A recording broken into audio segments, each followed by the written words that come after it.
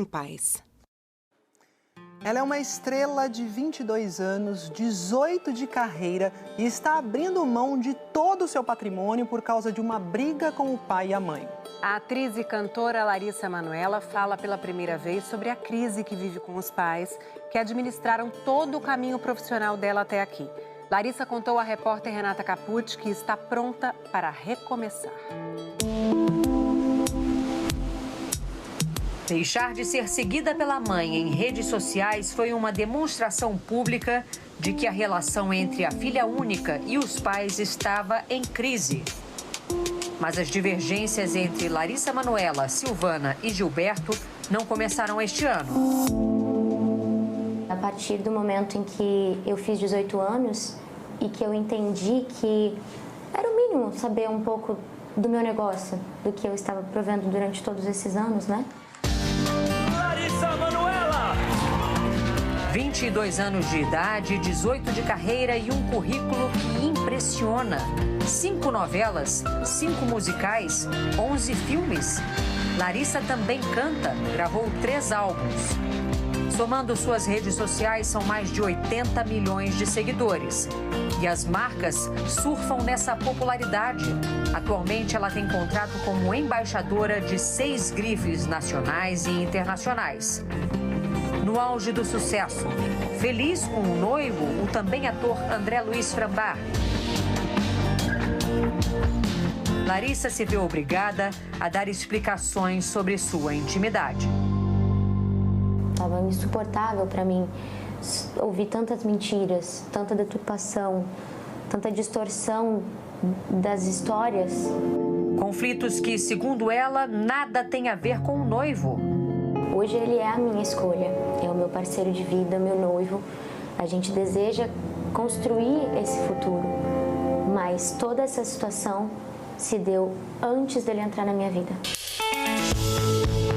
Criança prodígio, Larissa Manoela começou a ganhar dinheiro muito cedo trabalhando como modelo.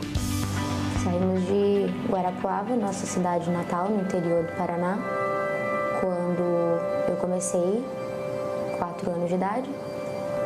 E eu entendo que eles optaram por isso, por abdicar de suas vidas para estar comigo. Mas Larissa diz que mesmo depois da maioridade, não sabia quanto ganhava, quantos bens tinha. Começou a questionar os pais. E no último ano passou a ser mais incisiva nessa busca por informações. Eu só queria entender, então, esse negócio. Como estava essa questão financeira que nunca me era apresentado? Que eu não sabia o que eu recebia, o que estava sendo pago. Em uma conversa gravada por Larissa no fim do ano passado, a mãe reclama dessas cobranças. Quer me chamar de mercenária? Pode chamar, mas que eu não vou abrir mão de 1 centavo é cuidar do seu dinheiro. O resto, você pode fazer aquilo que você quer. Como é que você recebia alguma coisa, algum dinheiro? Eu recebi uma mesada mesmo. Qualquer tipo de pagamento, que fosse uma passagem aérea, a compra de algo mais supérfluo, eu tinha que pedir autorização.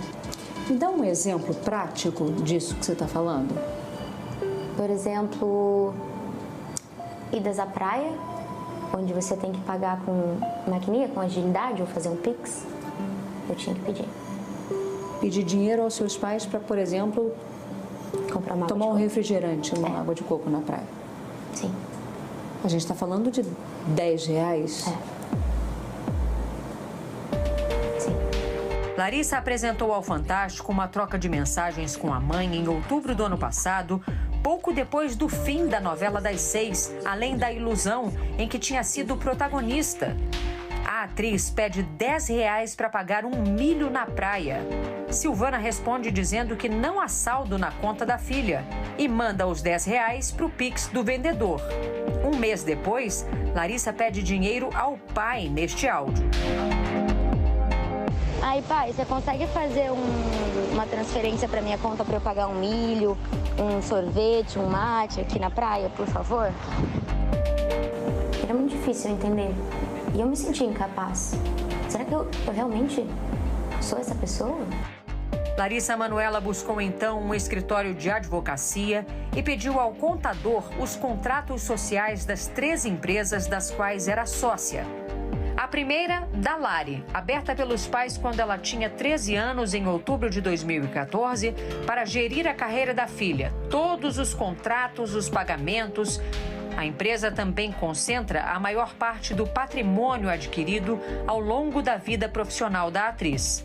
Nesta outra gravação, feita por Larissa no fim do ano passado, o pai e a mãe afirmam que os 3 tinham cotas iguais, de 33% nesta empresa. É tudo holding, minha filha. E a holding ela é igual a da Lari, 33, 33, 33? Sim. É. Entendi.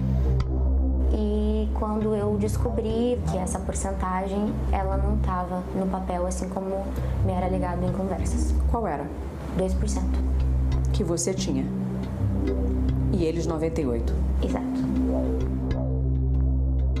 A segunda empresa só foi aberta em junho de 2020, quando ela tinha 19 anos.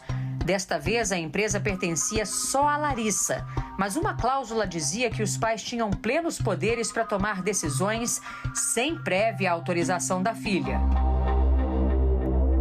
Eu era a única sócia, mas eles eram 100% administradores dessa empresa. Então, por isso que eu era só comunicada. Eles podiam decidir, assinar e se comprometer por mim. E a terceira empresa é uma holding dividida em 3 partes iguais, criada em maio do ano passado para reunir todo o patrimônio que estava na primeira empresa, o que nunca aconteceu, segundo Larissa. Os únicos imóveis da holding seriam uma mansão e um terreno adjacente na Barra da Tijuca, Rio de Janeiro. Os 2 bens teriam sido adquiridos em junho do ano passado com o dinheiro da venda de um dos imóveis que os pais tinham no exterior. Eu cheguei a ser comunicada das transações que eles fizeram, porque o valor era alto. Então, quando tudo isso veio à mídia e à tona, foi por conta de uma primeira casa lá nos Estados Unidos que foi vendida para poder pagar essa do Rio de Janeiro. A relação foi se fragilizando, como mostra mais uma gravação feita por Larissa no início do ano. Porque eu vou ser bem sincera pra você, Larissa. Eu nunca quis nada teu. Nada. Eu vou te falar uma coisa, Larissa. Pra você, eu só vou ser título de mãe. Quando falar mãe, pra você, você só vai ter o título de mãe. É isso. Licença. Em março, Larissa e os pais se reuniram na presença de advogados para tentar uma redistribuição na sociedade das empresas. Eu propus a gente conseguir fazer essa divisão entre 60% para mim e 40% para eles. E quando a resposta voltou, através do advogado, 60-40 para eles e 40% para mim foi o que eu recebi. Para mim não fazia sentido, eu pensei, então vamos tentar chegar num acordo de 50-50. Os pais concordaram com a divisão meio a meio da empresa, mas segundo Larissa, desde que ganhassem 6% da renda da filha pelos próximos 10 anos. Como se fosse uma pensão, exatamente. E disse para eles que não haveria como ter essa porcentagem vitalícia, ou por 10 anos, o que fosse. Sem acordo, sem respostas. E eu cheguei a falar isso pro meu pai. Falei, eu prefiro perder o empresário do que perder meu pai. Eu a todo instante tentei fazer com que essa conversa, esse assunto, ele fosse desdobrado de uma maneira simples. O rompimento foi inevitável. Larissa tirou os pais da administração da sua empresa individual e começou a renegociar os contratos atrelados à da Lari, aquela empresa em que ela só tinha 2% para concentrar todos os rendimentos em uma única firma. É com essa firma que Larissa vai gerir a carreira. Além disso, ela conta que decidiu abrir mão de um patrimônio estimado em 18 milhões de reais e que deixou tudo para os pais. Eles até agora não assinaram o distrato das sociedades nas 2 empresas. Eles não assinaram? Não. Por quê? Eu não entendo. Larissa teve que notificá-los extrajudicialmente.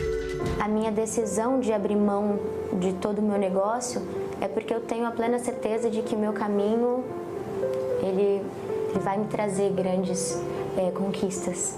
Eu tenho só 22 anos. Você não vai entrar na justiça para reaver seu patrimônio? Não é minha vontade.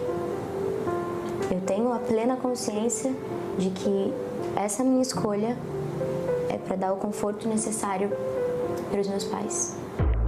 Em nota, a defesa de Gilberto e Silvana Elias dos Santos, pais da atriz, afirma que Larissa Manoela falta com a verdade quando diz que não sabia qual era o percentual dela na empresa da Lari, já que assinou uma alteração contratual em janeiro de 2020, na qual constava clara e expressamente o percentual de 2%.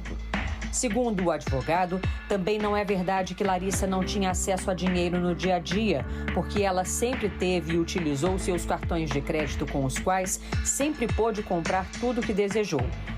De acordo ainda com a nota, a atriz distorce a realidade quando diz que tem dificuldade para negociar a saída das sociedades com os pais, uma vez que as notificações formais só foram recebidas por eles no início de agosto e que os pais estão dentro do prazo para as providências legais.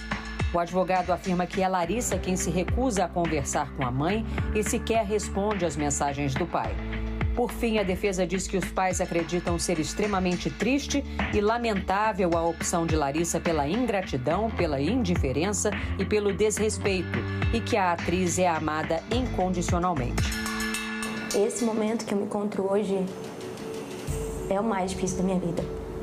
Sabendo que essa ferida, ela está cicatrizando. E que os meus pais jamais vão deixar de ser meus pais. Eu jamais vou deixar de amá-los. Essa situação pode ser revertida? Eu quero acreditar. Eu acho que se o meu erro for acreditar, eu vou seguir errando. O que eu posso dizer por mim é que eu tenho esperança de, no futuro, a gente poder ter uma relação que é delicada, mas que é a nossa história.